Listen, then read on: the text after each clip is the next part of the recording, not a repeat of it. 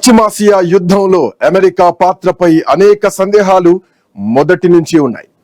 Iran పై గుర్రుగా ఉన్న అగ్రరాజ్యం అదును చూసుకొని ఇజ్రాయెల్ ను ముందు పెట్టి కవ్వించిందనే వాదన ఉంది. ఈ యుద్ధంలో పాకిస్తాన్ పాత్ర ఏమిటి అనే సందేహాలు నెలకొన్నటువంటి ఇట్లాంటి తరుణంలో అమెరికా అధ్యక్షుడు డొనాల్డ్ ట్రంప్ ముందుగానే కుటిల కుతంత్రాలకు తెరతీసినట్టు తాజాగా వెలుగులోకి వస్తోంది. అగ్రరాజ్యం మాటలు చేతలకు అర్థాలే వేరన్నట్టుగా ఉంది వ్యవహారం. ఇజ్రాయిల్ ఇరాన్ మధ్య వార్ ఉధృతంగా సాగుతున్నటువంటి వేళ ఇరాన్ అధికారి కీలక ప్రకటన చేశారు.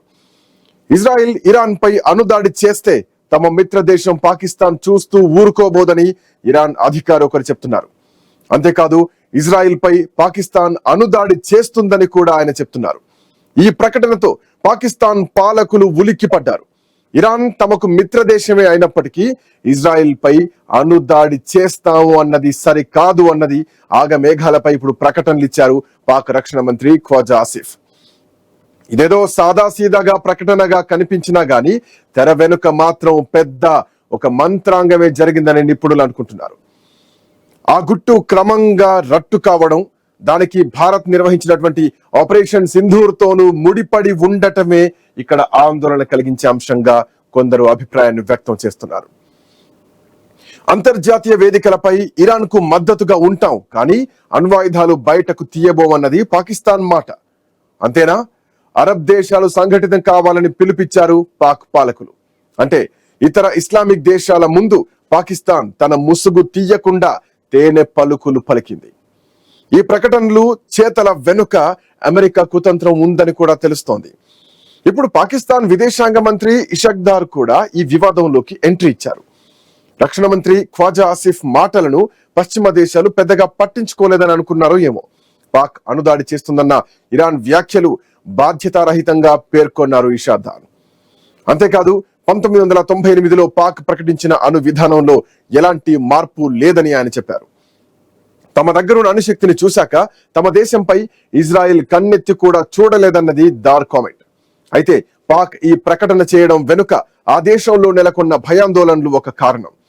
ఇజ్రాయెల్ అమెరికా కలిసి దాడులు చేస్తే తట్టుకోలేమన్నది పాకిస్తాన్ పాలకులకు బాగా తెలుసు. పాకిస్తాన్ పై పశ్చిమ దేశాలు కలిసికట్టుగా విరుచుకు పడితే ప్రపంచ పటంలో పాకిస్తాన్ ఉండదన్న సంగతి కూడా వాళ్లకు నిద్ర పట్టనివ్వనటువంటి అంశం. ఈ విధంగా మిత్రదేశం ఇరాన్ విషయంలో పాకిస్తాన్ యూటర్న్ తీసుకోవడం వెనుక పశ్చిమ దేశాల నుంచి పాకిస్తాన్ ఆర్థిక సాయం పొందడమే. పాకిస్తాన్ ఆర్థికంగా చితికిపోయింది. కోలుకోవడానికి ఎన్నేళ్లు పడుతుందో తెలియదు. అమెరికా, ఇతర అగ్రదేశాలు, వరల్డ్ బ్యాంక్, IMF, ADBలు ఆర్థిక సాయం చేస్తే ఊపిరి పీల్చుకుంటుంది పాకిస్తాన్. ఇట్లాంటి సమయంలో కొరివితో తలగొక్కోవడం కంటే పరిస్థితిని అనుకూలంగా మలుచుకొని ఆర్థికంగా లబ్ధి పొందేందుకు చూస్తోంది పాకిస్తాన్. ఇప్పుడు ఈ ఎపిసోడ్ లో మరో కోణం కూడా కనిపిస్తోంది. ఆపరేషన్ సింధూర్ తర్వాత మేకపోతు గాంభీర్యం చూపిస్తూ వస్తున్నటువంటి పాకిస్తాన్, ఫీల్డ్ మార్షల్ గా పదోన్నతి పొందినటువంటి ఈ పాకిస్తాన్ ఆర్మీ చీఫ్ ఆసిఫ్ మునీర్ ఇటీవల అమెరికాలో పర్యటిస్తున్నారు. ఆసిఫ్ మునీర్ తన స్థాయిలో తన వంతు పాత్ర పోషించడంలో చురుగ్గానే ప్రయత్నిస్తున్నారు. ఈ విషయంలో మునీర్ ను దువ్వడంలో అగ్రరాజ్యం అమెరికా ఏమాత్రం వెనకాడడం లేదు. ఒకవైపు ఇరాన్ కష్టకాలంలో ఉంటే ఆసిఫ్ మునీర్ మాత్రం అమెరికాలో పర్యటించడం వ్యూహాత్మకంగానే భావిస్తున్నారు. అదే మునీర్ పాకిస్తాన్ లో ఉంటే ఇరాన్ కు సాయం చేయాలనే ఒత్తిడి తప్పకపోవచ్చు. ఈ విషయాన్ని అమెరికా ముందుగానే పసిగట్టింది. ఇరాన్ పై ఇజ్రాయెల్ దాడి చేసే సమయానికి ఆసిఫ్ మునీర్ పాకిస్తాన్ లో ఉండనివ్వకుండా అమెరికా పిలిచింది ఇక్కడ కనిపిస్తోంది. అది ట్రంప్ సర్కార్ వ్యూహంలో భాగం. అమెరికాలోని పాక్ అనుకూల మేధావులు, చట్టసభ సభ్యులతో మునీర్ సమావేశం అవుతున్నారని పైకి చెబుతున్నా వెనుక పెద్ద కథే ఉందని నిపుణులు అంటున్నారు. ఆపరేషన్ సింధూర్ తర్వాత భారత్ పాక్ మధ్య కాల్పుల విరమణకు తానే చొరవ తీసుకున్నారని అమెరికా అధ్యక్షుడు డొనాల్డ్ ట్రంప్ గొప్పగా చెప్పుకుంటున్నారు. పదే పదే అదే వల్లవేస్తున్నారు. ఈ విధమైనటువంటి ప్రకటనను భారత్ ఖండించింది, కానీ పాకిస్తాన్ నుంచి ఎలాంటి ప్రతిక్రియ లేదు. ఆపరేషన్ సింధూర్ లో చైనా సైనిక ఆయుధ సాయాలు భారత్ రియాక్షన్ ముందు తేలిపోయాయి. దీంతో పాకిస్తాన్ ప్లాన్ బిని తెరపైకి తెచ్చింది. భారత్ తమ భూభాగంపైకి దాడి చేయకుండా అమెరికాకు తమ దేశంలో పెద్ద స్పేస్ ఇచ్చింది. పాకిస్తాన్ ప్రతిపాదనలకు ట్రంప్ ఫిదా అయ్యారని సమాచారం. బలూచిస్తాన్ లో అపార ఖనిజ సంపద ఉంది. ఇక్కడ అమెరికా కంపెనీలకు రెడ్ కార్పెట్ వేస్తామని వెల్లడించింది పాకిస్తాన్. ఇదే కాదు, అమెరికాతో క్రిప్టో కరెన్సీపై పాకిస్తాన్ డీల్ కూడా కుదుర్చుకుంటోంది. ఈ డీల్లో ట్రంప్ కు సన్నిహితంగా ఉండేవారు కీలక పాత్ర పోషిస్తున్నారు. పాకిస్తాన్ లో పాగా వేయాలని గతంలో అమెరికా చూసింది. అప్పట్లో ఇమ్రాన్ ఖాన్ ప్రభుత్వం ఆ ప్రయత్నాల్ని అడ్డుకుంది. ఇప్పుడు పాక్ ప్రధాని షహబాజ్ షరీఫ్, ఆర్మీ చీఫ్ ఆసిఫ్ మునీర్ల వెన్ను తడుతూ పాకిస్తాన్ లో చైనా కార్యకలాపాలు విస్తరించకుండా అమెరికా తన బ్యాక్ ఛానల్ ద్వారా అడ్డుకుంటోంది. ఇప్పుడు పాకిస్తాన్ ను అమెరికా ప్రోత్సహించడం వెనుక చాలా కుటిల ప్రయోజనాలను అగ్రరాజ్యం ఆశిస్తోంది. పశ్చిమాసియాలో పట్టు సాధించేందుకు పాకిస్తాన్ భూభాగాన్ని వినియోగించుకోవాలని చూస్తోంది అమెరికా. పైగా పాకిస్తాన్ కు పొరుగు దేశం ఇరానే. ఇప్పుడున్నటువంటి పరిస్థితుల్లో ఇరాన్ ను నిలువరించాలంటే పాకిస్తాన్ భూభాగమే సరైన వ్యూహంగా అమెరికా భావిస్తోంది. ప్రస్తుతం పశ్చిమాసియాలో ఉద్రిక్తతలకు ఇజ్రాయెల్ కారణమని అరబ్ దేశాలు, ఇతర ప్రపంచ దేశాలు భావిస్తున్న ఈ యుద్ధం ఆపగల రిమోట్ కంట్రోల్ అమెరికా చేతుల్లోనే ఉంది. ఆ రిమోట్ ను ఆపరేట్ చేయడానికంటే ముందుగానే పనులు చక్కబెట్టుకోవాలని అమెరికా చూస్తోంది. ఇరాన్ అణు కార్యకలాపాలను అత్యంత సమీపం నుంచి అడ్డుకోవాలంటే అమెరికాకు పాకిస్తాన్ భూభాగం తప్పనిసరి. పాక్ నుంచే ఇరాన్ కార్యకలాపాలను గమనించాలని భావిస్తోంది. దీనికి తోడు పాకిస్తాన్ కు ఇరాన్ తో 909 కిలోమీటర్ల సరిహద్దు ఉంది. ఈ సరిహద్దు ప్రాంతంలో బలూచిస్తాన్ ఉంది. బలూచిస్తాన్ లో పాగా వేస్తే ఇరాన్ ను పూర్తిగా కట్టడి చేయొచ్చన్న ఆలోచనకు అమెరికా రావడం వల్లే పాకిస్తాన్ ఆర్మీ చీఫ్ మునీర్ ను ప్రోత్సహిస్తోంది. అందుకే ఆసిఫ్ మునీర్ అమెరికా పర్యటనకు ప్రాధాన్యం ఇచ్చింది ట్రంప్ సర్కార్. వాస్తవానికి కోల్డ్ వార్ సమయంలో రష్యాను విచ్ఛిన్నం చేయడానికి అమెరికా ఇదే విధంగా పాకిస్తాన్ ను వెపన్ గా చేసుకుంది. ఇప్పుడు పాకిస్తాన్ వేదికగా ఇరాన్, చైనాలను కట్టడి చేయాలని చూస్తోంది. అగ్రరాజ్యం ఆలోచనలు ఈ విధంగా ఉన్నాయి.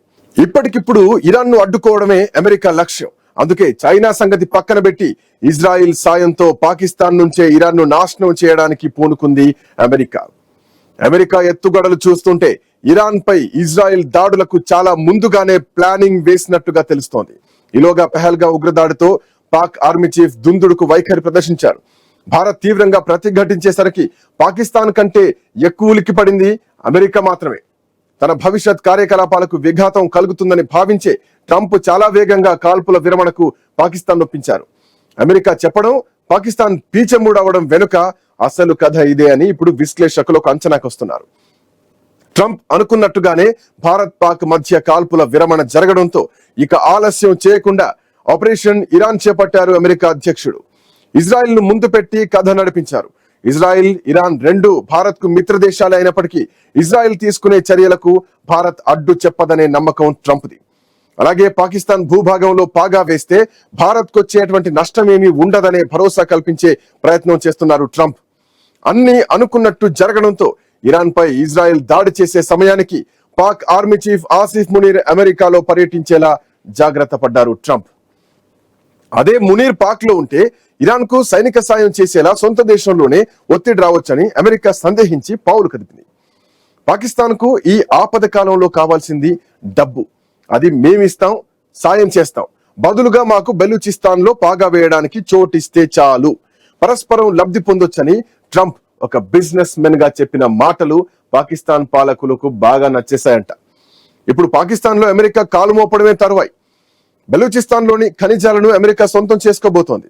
పనిలో పనిగా అక్కడ నిఘా కేంద్రాలు ఏర్పాటు చేసి ఇరాన్ ను కంట్రోల్ చేయడానికి అమెరికా ప్రయత్నిస్తోంది. మొత్తానికి ఇరాన్ కు మిత్ర దేశం అని భావించిన పాకిస్తాన్ ఈ విధంగా క్లిష్ట సమయంలో హ్యాండ్ ఇవ్వడంతో ఇరాన్ పాలకులు రగిలిపోతున్నారు.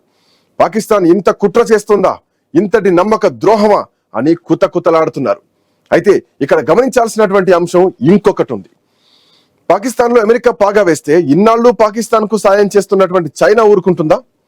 పాకిస్తాన్ లో చైనా అనేక పెట్టుబడులు పెట్టింది, ప్రాజెక్టులు నడిపిస్తోంది, ఆర్థికంగా, సైనిక పరంగా ఎంతో సాయం చేస్తోంది.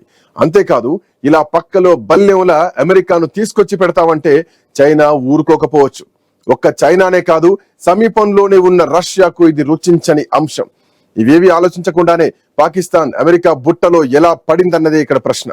ఒకప్పుడు ఆఫ్ఘనిస్తాన్ లో రష్యా పాగా వేస్తే అక్కడ ఉగ్రవాదుల్ని ప్రోత్సహింపజేసి తర్వాత తామే ఆ మంటలార్పామని చెప్పి అమెరికా ఎట్లాంటి పాత్ర పోషించిందో చరిత్ర చెప్పకనే చెబుతోంది. చివరకు ఆఫ్ఘనిస్తాన్ ను ఏ విధంగా అమెరికా వదిలేసిందో చూసాం.